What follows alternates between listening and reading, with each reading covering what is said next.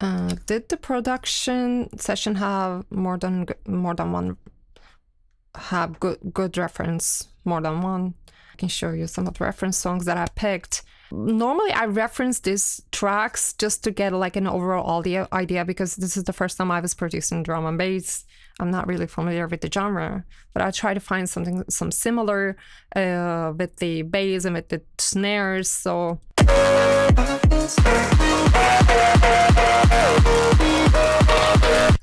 what I did, I tried to mimic something similar in the production. So I kind of took the arrangement as a reference on this one. Yeah, this one, I also took arrangement as a reference. So those low vocals, form and shifted vocals, so those are the ones that I kind of replicated from this genre.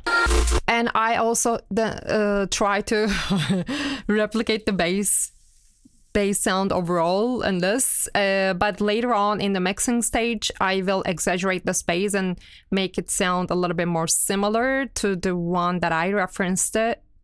But so when I was referencing this song, actually when I finished the mixing, I realized that I had a similar curve already, because this genre has a lot of mid-range, but I figured this genre has a lot of songs. Many of the songs that I referenced, effective sounds from the source. Pick effective sounds from the source. Yes, I believe I did. I used Splice, and I tried to pick some sounds from some drum and bass pack.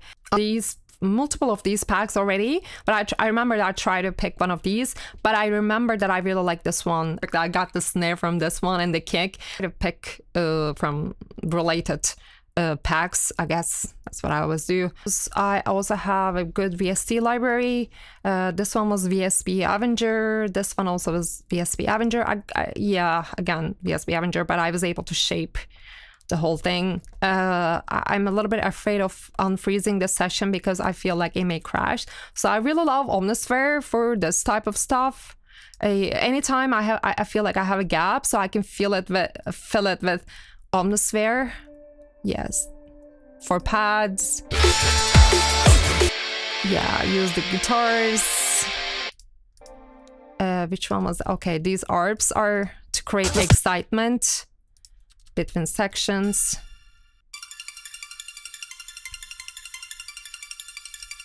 I can unfreeze one of the ARPs actually. This is really cool. So what I did, so I'm using Transient Shaper Stage 1 just to push it a little bit back in the mix. I add a little bit of depth, and on Saturate I put Redux, just an Ableton plugin to Spectre, a little bit of Parallel Equalizer. I don't know why I was using the Esser here. I must have a good reason. Okay, anyway, so technical and emotional and in mind. Yes, exactly. Especially when I designed the special effects section. Oh, this section is like huge. I guess I have like so many, and I really like shaping them.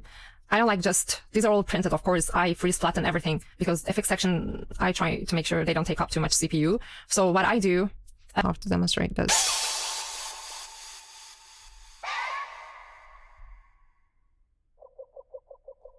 So I'm trying to create like excitement over there because I have this vocus.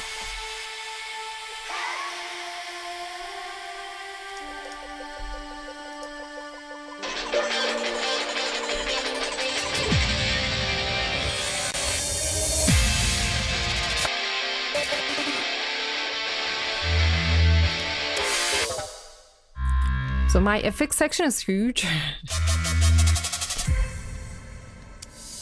I was also able to shape some of the sounds creatively just to create tension and release. These are just background vocals. By the way, I cut and paste and chopped these and then put all of them together. So this original background vocal is not like this, so.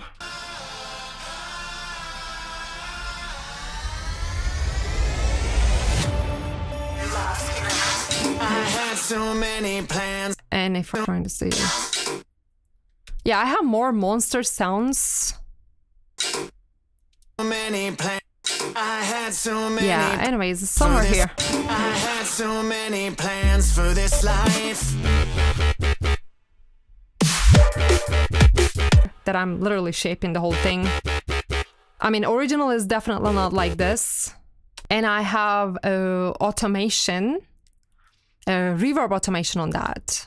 So atmosphere, movement, and character section. Normally, I create this with my mid section, instrumental section, and with my special effects section. So when I want to include some excitement, I already demonstrated that. So I was using this high arpeggios just to create those excitement.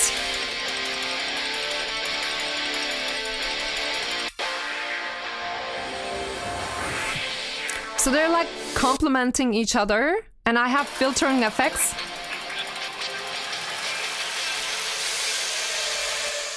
And of course, I was pitching up some of the elements to create that rising effect in the bus, effects bus. So I add those plugs to create like a different type of movement, I guess.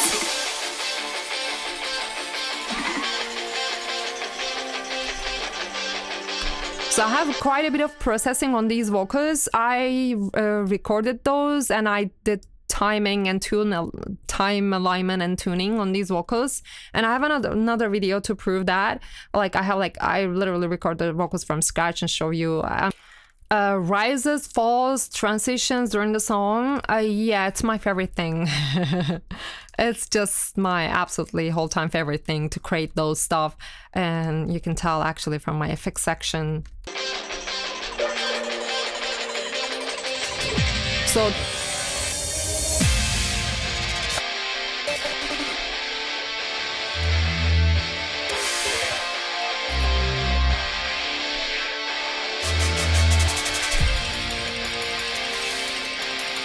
yeah, those are the stuff. Cohesive sounding sound structure, I believe I did, but I also wanted to give a lot of role to the vocals in the song. I try not to cut so much from the vocals. Still, I wanted us to be able to focus on the vocals still. Instead, what I did... I can't escape me. There's no So I was able to achieve, create contrast between sections. So this is like a dry drop, this is like a wet sustained, and I created those sustained stuff with my voice because I didn't want to use pad for that section, and these scenes are too exciting already. Yeah, they create some excitement, but I still needed to add some background vocals.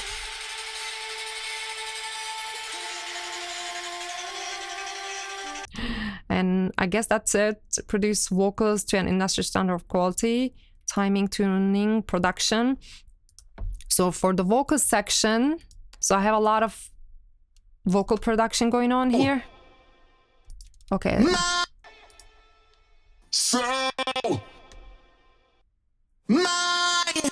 I can't escape me. So I add these little magical synthesizers on top of vocals,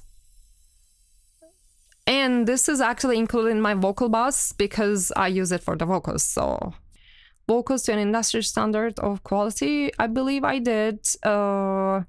Timing, tuning, production, I did a good amount of tuning on these ones because I cannot hold notes this long. I just don't have that ability. Again, I'm not a singer.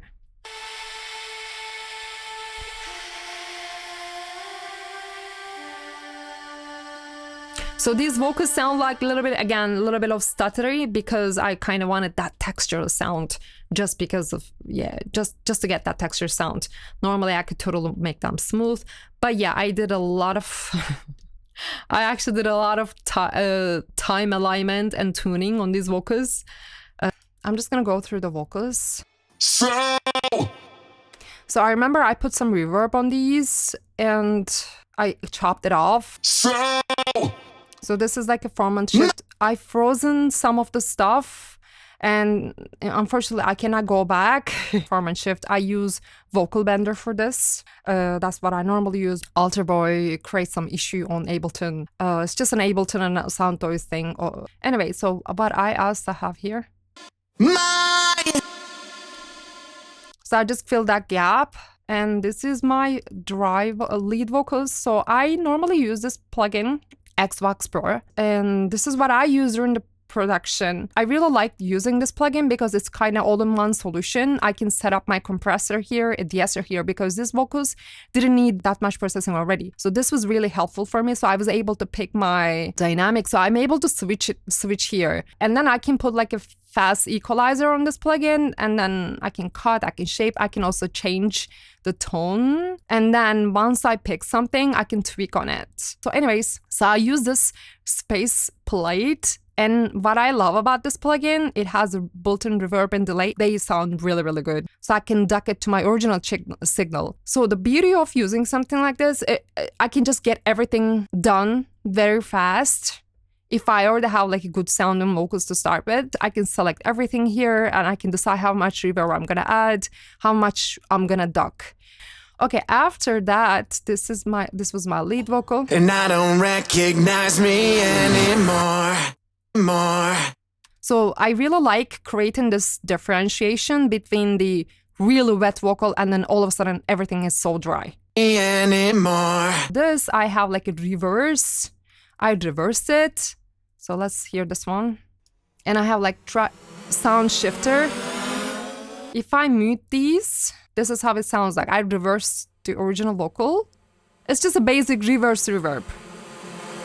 Like, this is simple. Everybody can do that. It's just easy. But when I put my plugins on,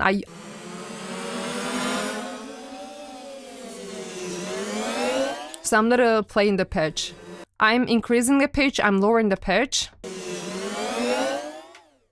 And this one, this filter is opening up. This is also changing. So I have filter automations. And I have Panman, I'm just moving it. Echo Boy, it's my favorite one. Hate itself. This is the original. This is the press test. That's what I got. And I have these magic vocal layers. I already mentioned this. And I'm just giving vocals a little bit of...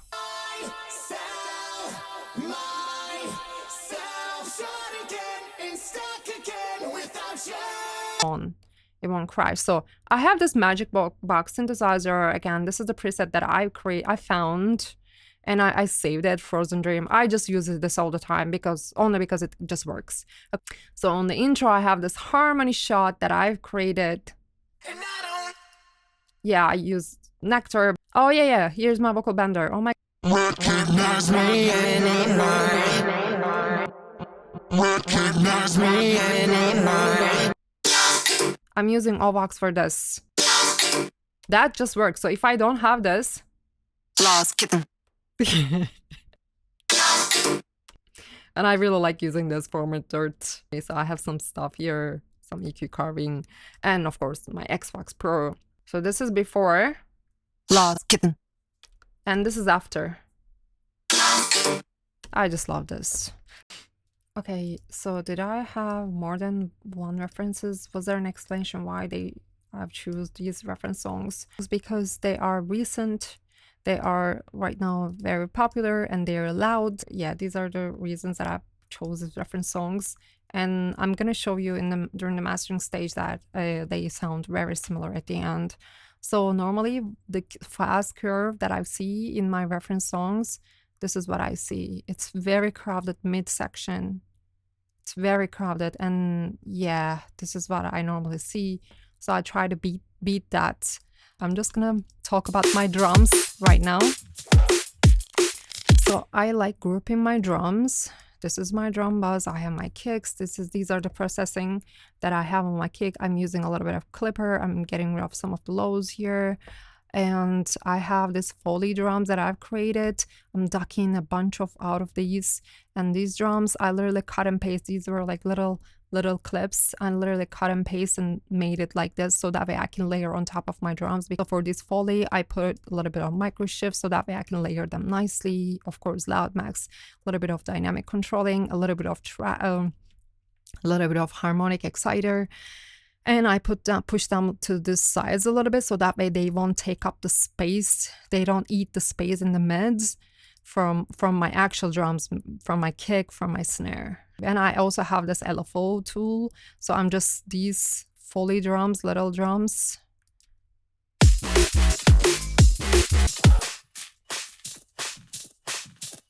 So I'm just trying to create that excitement on top of the drums. So what I have here, these are also Foley drums. I separated them because I don't want them to be too loud. These ones are a little bit loud because it's a different section of the song. Let's see what else I got. I got more samples. These are all exciters for my drums. I heavily use this Rift plugin, and and I use Penman on the other one. Snare processing, I'm using a little bit of transient shaping, so I give a little bit of attack, then I give a little bit more of grit, then I use this wave shaper Rift, and I use standard clip just to clip at the tops of it. So I clip the tops of it, and then I equalize after I'm done. Once I'm done with the drums and the bass, this is my bass group. Of course, I do a lot of space carving already. Let's say this is my sub, and this is what I do with my sub. I get rid of the highs. I only leave this area, and I duck this area a little bit because I figured it was clashing with my other basses. And now this is my bass lead. The bass lead, I had to make this bass lead a little bit wider because it was again clashing with other stuff. I put wider instead. Now they're just not fighting for the same space, so I have another bass just for the chorus excitement. I'm using track spacer for this one. I'm ducking to my sub, so anytime my sub enters, we can actually demonstrate that again. So anytime my sub enters, this is going to duck from this area, so that's patient. And again, I like giving the grid. So I have another bass shot. I put this stage one plugin on top of my different sounds, just to place them in different areas in this frequency in the stereo image. And again, I use a little bit of grit. I use the Decapitator, Rift. Again, I place them in different areas so that way they won't fight for the same space. That's what I normally do, because when you have like so many different basses, and it's like a very exciting arrangement, then you need to put them in different places. And this stage 1 2 really gets the job done for me. And so it also has the phase recovery, so you're not phasing. So these vocals, I already spent a good amount of time for these vocals. I didn't need to adjust them anymore. They already sounded good. I got it done during the production session. I use this thing so that way I can view what my bass and drum doing.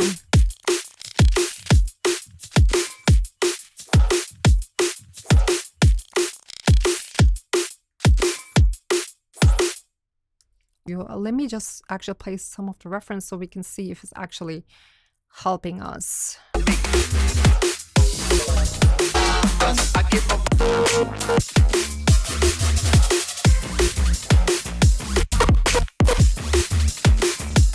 So I have my effects section. So this is like a boss effects. So I separate my effects like low effects, high effects. Anything below 250 hertz, that's my low effects. And anything above 5K, that's my high effects. So any type of crash, risers, or anything like that, it's just high effects, because I process them differently and I put them in different spaces on stage 1. I give them a different depth. Yeah, that's what I normally do. And of course, I equalize them differently. For my low effects, I try not to touch too much. I don't cut it below 250. So, and I duck them to my lead vocal, but on only a touch, 1.8%. That's all I do, and only from this section, this crowded midsection. And for my high effects, I also do the same area. And from my mid bus, so I grouped my mid bus. I did a lot of work on this one after the production was done. I figured that I was not satisfied, so what I did, I grouped some of the synthesizers in a group. I put them in a group and I automate them like a transgate, because I figured the energy was so sustained. So yeah. So super sustained.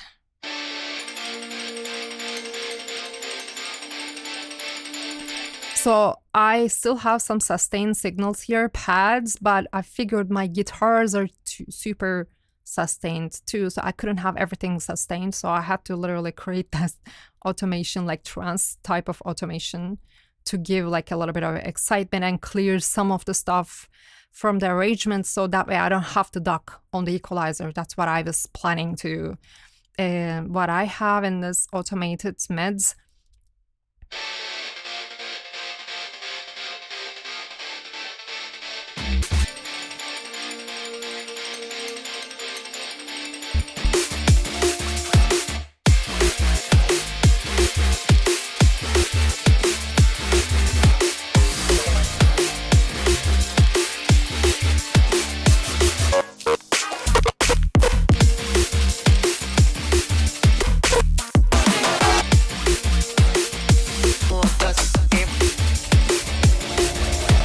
and this was the production session, by the way.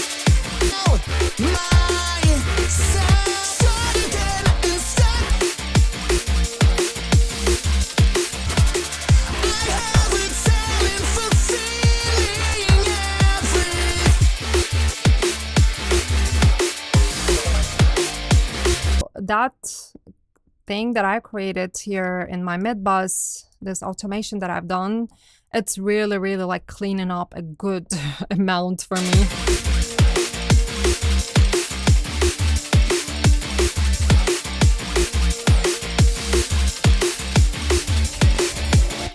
Yeah, I think that's it. Did I use frequency tools to enhance the tracks and the mints? I guess I did. Dynamic balance. Oh, I used a lot of Clipper for this track. Yeah, volume as a most powerful tool. So I already started. Again, volume is the most powerful tool, and this was my demonstration of volume automation. How much I cleared up from this busy section, because this section was not working. I didn't know what to do. I had thoughts about it and I was ducking, but I didn't want to duck the whole thing. And then I figured I should just do a volume automation, and then I should just clear up some of the space, so that way I can let the vocals shine in that area. So that's what I was planning to do. This one, yeah, I'm using Loud Max, and I'm using Loud Max on this one too. Equalizer, Loud Max. After Loud Max, I always add another equalizer because it, for some reason, it adds all this stuff on the lows. And I also duck to my lead. I already talked about it. Dynamic tools to enhance the tracks in the mix. Dynamic processing tools to balance the relationship between instruments. Yes, I did some dynamic stuff. Again, track spacer was the dynamic tool. Yeah, volume, most powerful tool. Timing, tuning. I did a lot of. I actually did a lot of timing and tuning in this track for my own vocals, because I can't hold the notes that long. I already demonstrated in the previous video. Did I use special processing to enhance the sonic song tonically and emotionally? I did already, and I have special processing already on the vocals. What else? I also have it on my bass. Let me show you on my bass.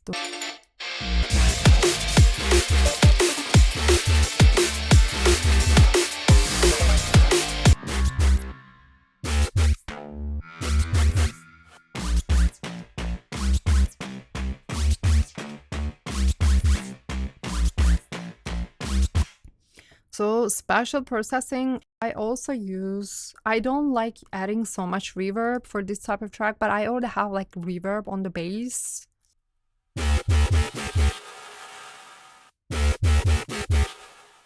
So I have bass on the tails already. I'm sorry, I have reverb on the tails already. So I did use special processing already on my vocals, on some of the bass shots. Okay, so I'm gonna talk about the vocals now. So, my Did I ever expect that maybe life? So I have like a little bit of control and a little bit of squeezing on these on these vocals. I already mixed them during the production, but of course I needed to do extra because they were not sounding. I mean, they were sounding good, but we just needed more. So I have a different reverb on this one. I can't escape me.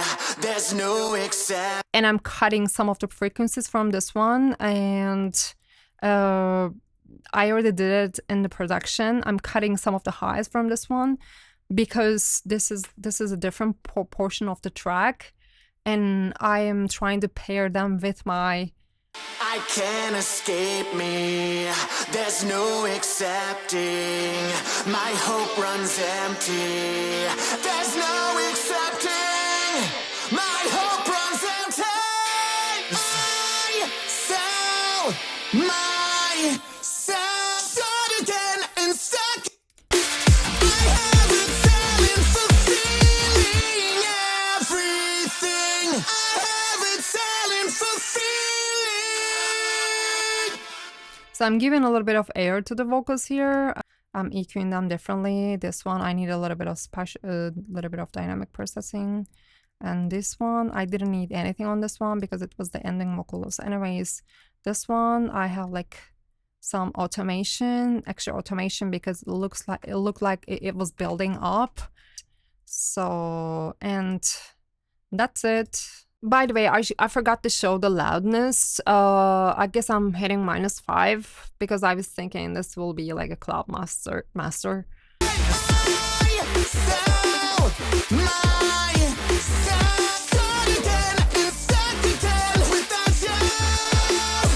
So yeah, I'm hitting -5. I'm cutting some lows. I'm using a little bit of soothe on these portions. I'm just trying to control this harsh area because I felt like it was getting harsh. After that, for my drum bass, I have this newfangled saturate plugin. I have soothe again on the highs. Highs were getting harsh. I have a little bit of compressor, and I'm using this Oxford limiter. I'm putting a band split. It just adds a little bit of something extra, more perceived volume. And I'm just cutting the stuff below 30 on the drums in case there's like a build up. Again, acapella, what I use on acapella again I have, I guess, left. Yeah, anyways, I'm cutting some lows. I'm using a little bit of exciter on the vocals. So I figured that my 300 was poking out too much overall building up, so I kind of find a solution for that one. For my background vocals, I have this. So for this stuff, using stabilizer for the background vocals. Always I like using it. I'm cutting stuff below after the stabilizer. Low effects, I have Ozone, again, stabilizer. Just kind of stabilizes the overall. When I have stuff like this, anything in the background, kind of like stabilizing those, I guess. On the master, I have Rezo, but I did not turn Oz on. I tried it. I didn't like it. So exciter. I have an exciter in the mid-range. I have a little bit of perky. I felt like there was something building up here and I didn't like after all that processing on the individuals. So on this exciter, I have clarity. Clarity, I like that it's kind of balancing over this perceived range. And I have stabilizer just a little bit, not much. I have maximizer. This was literally my last emitter. I pushed it like 5 dB. I put a little bit of upward compressor. It just brings up some of the details, I guess. And soft clip, just this soft clip just clips before it gets to the signal, gets to the limiter. Transient emphasis, just giving some extra stuff, I guess. Yeah, these were the stuff that I was trying to do. That's it. So I'm gonna play now. In your eyes.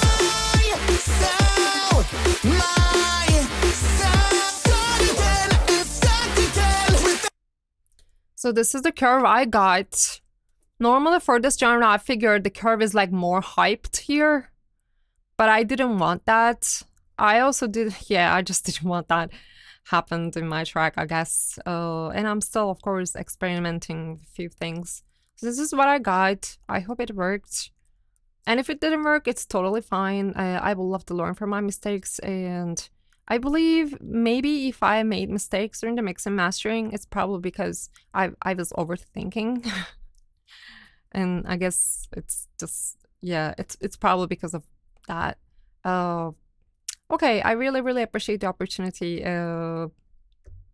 Correct me. I would love to learn from my mistakes. It's my favorite thing to learn from my mistakes.